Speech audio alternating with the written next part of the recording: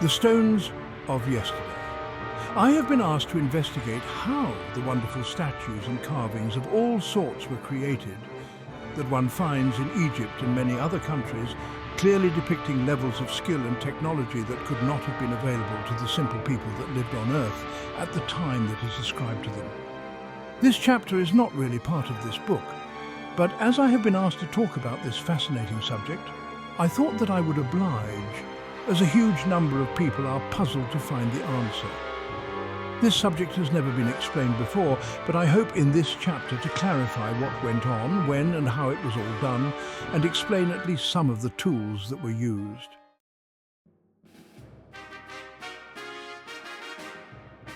So let us work backwards somewhat and clarify what mainstream archaeology, as you call it, has clearly got wrong. If one studies the archaeological history of any of the countries that contain what appears to be almost miraculous works created in the hardest of stones, most experts agree that it was all created using primitive tools. They point to the flint axes, copper chisels and balls of granite, which is all they have found, and tell us that these works of art must have been created using these simple tools. The proof that this must be so is because they are the only tools that archaeologists have discovered. Case closed as far as the experts are concerned. We must forgive archaeologists for this error in appreciation. It is because the majority of them have only used book learning and visualization of the objects on which to base their conclusions. Virtually none of them have ever tried to carve a statue, or any other object for that matter, out of extremely hard stone.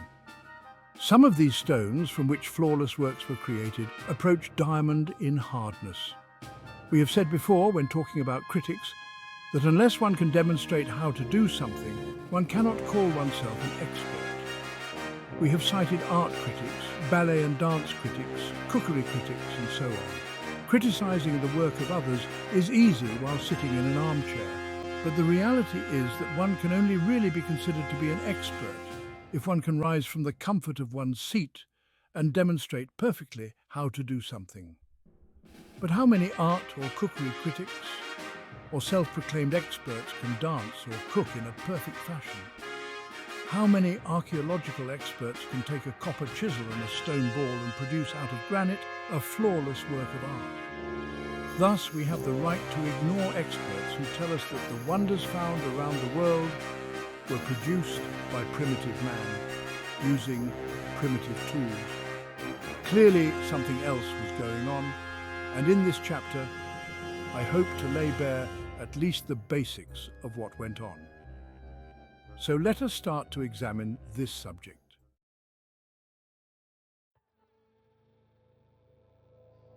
We have stated before that on a fairly regular basis there have been extinction-level events, or ELEs, on Earth. When that happens, whatever human life was on Earth at the time of the event was virtually wiped out, and life went back to the Stone Age for the survivors. Between any two extinction-level events, life would develop. Sometimes life didn't develop very much and the people remained fairly primitive, and other times life developed to a high degree. We will examine the period before being wiped out by the latest ELE that occurred about 13,000 years ago.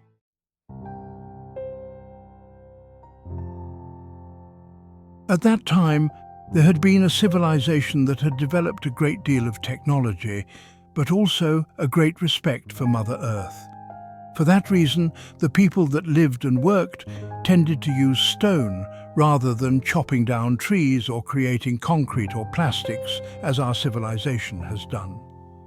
Oil, which is part of the body of Mother Earth, was not exploited, and so, as stone is both plentiful and using it doesn't harm the earth, was the material of preference. This was the situation taken by this civilization that was unfortunately wiped out by a comet hitting the Earth and causing the latest of several ELEs that have devastated planet Earth from time to time. These ELEs are rare, but they have happened several times, causing massive destruction and causing the few survivors to go back to the Stone Age and start again. This was the situation we found ourselves in after the latest ELE 13,000 years ago, and archaeologists have assumed that this was the start of our civilization, and have further assumed that this is the only civilization ever to inhabit Earth. and have ignored the possibility that there might have been other civilizations on Earth before this one. One can understand this because these ELEs, and the time it takes to recover from one, enable everything not made of stone to disappear back into the Earth, as she, Mother Earth herself, struggled to recover. 13,000 years is a fairly long time in terms of anything not made of stone being recycled by Mother Earth. So anything not made of stone has long since disappeared. But the sad point of accepting that our civilization is the only one causes confusion as and when artifacts from a previous advanced civilization turn up.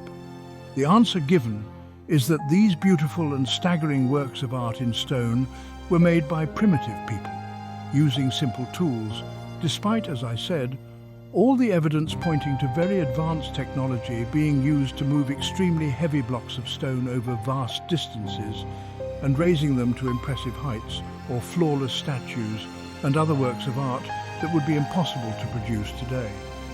In order not to upset modern theory about the origins of man and his development from what is called, strangely enough, the Stone Age, has led them down false paths to make false proclamations. If they would admit that primitive man was incapable of producing the wonders we see, and of admitting that there is a gap in their knowledge that they can't explain, that would be acceptable. But unfortunately, claiming that everything that exists from the past was made by using lots of manpower, flint and copper tools and granite balls makes them look ridiculous. Perhaps that is why some of them, at least, are reluctant to try to produce beautiful, flawless works of art using these primitive tools themselves. They already know that what they are saying is nonsense, but are frightened of disturbing the theories created by lost, in terms of real wisdom, experts. It is, once again, a case of the blind leading the blind.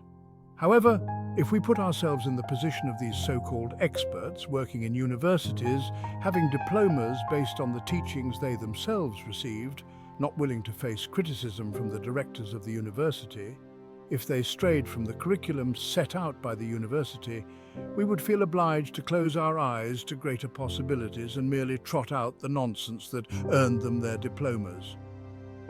That way they keep their jobs and earn respect as experts in archaeology. I think we can all see, if we were in their position, we would possibly do like them and ignore the evidence staring them in their faces of an advanced civilization that no longer exists.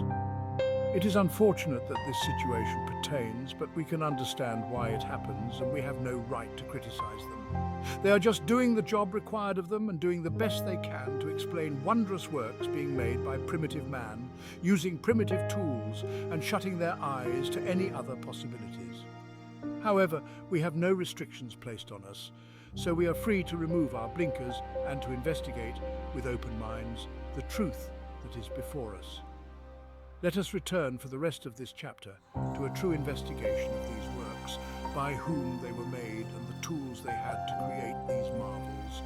The first thing we must investigate is when this civilization started after the previous, the one before the latest, ELE. Once again, the Akashic record comes to our rescue, and many of our friends and colleagues have carefully sifted through the records and have located when the previous ELE hit the Earth and wiped out the civilization that was there at that time.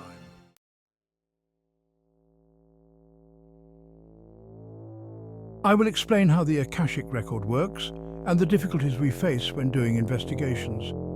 But first, I will answer the question of when the last civilization we are investigating started. It was about 1 million Earth years ago and was wiped out about 13,000 years ago. This was quite a long time and gave the people enough time to develop their civilization and to become truly civilized. In comparison, we are barely civilized yet.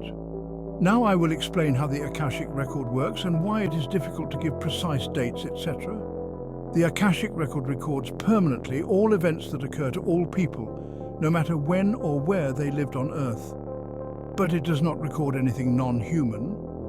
So it doesn't actually record an ELE in terms of exactly when and how it occurred, nor of its effect on the planet. We can only investigate the effects on people of any event. Of course, if we can locate anyone in the fourth dimension that lived at that time, we can ask them. But you can imagine that anyone who was born on Earth 1 million years ago might be difficult to locate in the fourth dimension. They might well have become angels, in which case they would not be interested in what happened to their physical bodies all that time ago. Angels have other, more important priorities, but by careful investigation, we have discovered a huge number of people being exterminated, some suddenly and some of a lingering death, about 1 million years ago. And we take it that this was caused by an ELE.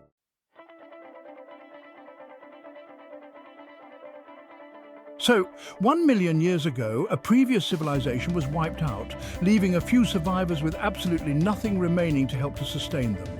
Many of these survivors died from either thirst, starvation, shock, or injuries, but life is tenuous. There are always a few that survive, as did a few animals, plants, and water sources. Those humans that did survive were generally those that lived on the margins of civilization. They were already living a sort of hunter-gatherer existence, just as there are people today that live in similar circumstances and would be better prepared to survive if a catastrophe should occur today. So, a few people around the world survived and were able to feed themselves. Eventually, through natural events, the population grew. We will also say that the directors of life helped by sending into incarnation, when a baby was born, souls able to cope with the conditions prevailing on Earth. Over a vast amount of time, the population grew and became what we would call civilized.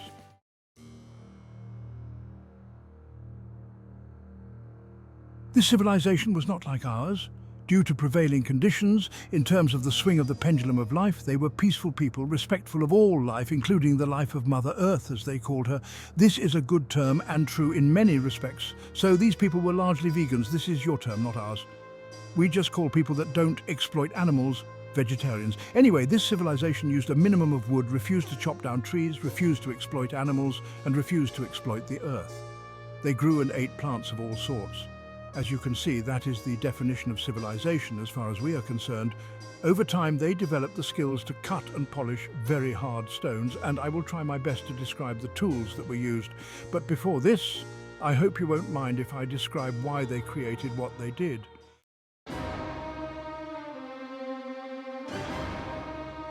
First and foremost, we must not confuse the building of the pyramids with what was created by this previous and now lost civilization.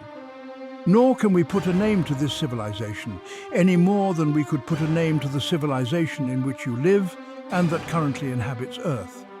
Individual countries might have names, and individual organizations might have names such as Atlantis or Lemuria that lived throughout this period and were eliminated by the same ELE some 13,000 years ago that wiped out most life everywhere on planet Earth.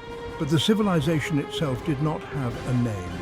As far as the pyramids and indeed the carving of the Sphinx is concerned, they cannot be attributed to this civilization as, although they were created and constructed during the period that this civilization existed, were made by different people for different purposes.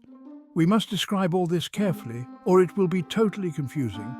We will say that similar tools were used, but there was more than one group of people incarnate at that time, and so, before I actually describe the tools used, perhaps it would make things clearer if I first described something about the different groups that were designing and constructing stone edifices and carvings throughout the long period that the civilization that we are describing lived. This may already sound confusing, but stop and think of all the different groups of people from different countries that, using similar tools, construct works very different from each other. For instance, European people construct roads and buildings in one fashion.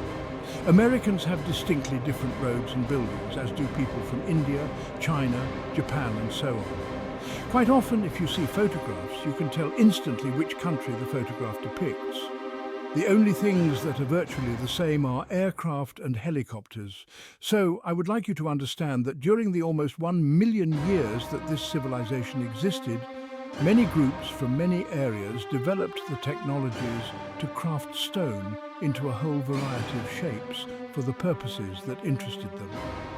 The situation is further complicated by the fact that the ELE that happened almost 13,000 years ago, which, by the way, was a comet that hit the Earth, unfortunately, in the area occupied by what you call Lemuria, caused the planet to rotate somewhat. It is this rotation that caused the actual ELE. Had it been just a comet hitting the Earth, That would have been bad enough and would have shaken the Earth, no doubt causing massive tsunamis. But it was the sudden and partial rotation of the planet that caused the real damage. We do not know exactly by how many degrees the planet Earth rotated. The Akashic record does not record facts like that, but it was sufficient to cause an ELE. One can cite the Sphinx as evidence of this rotation. Before this ELE, which occurred some 13,000 years ago, the Sphinx was in a semi-tropical area, as were the pyramids of Giza, which was subject to heavy rainfall. Archaeologists are still scratching their heads to try to figure out how the Sphinx itself and the enclosure walls that surrounded it can show such massive signs of rain weathering when they claim that the Sphinx was carved just a few thousand years ago in a hot, dry area, Egypt. They solved the problem as they usually do in cases like this, either by ignoring it and/or claiming that the erosion was caused by wind and sand. We will also say that the pyramids of Giza, which were also built in this semi-tropical area, suffered somewhat by having most of the limestone casing blocks, as they are called, falling off the pyramid's outer shell, which have been recycled by the local population that developed once again.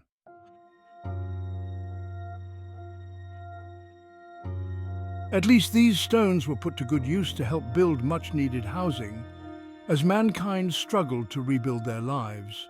Pause 4. S. To be continued in the next video.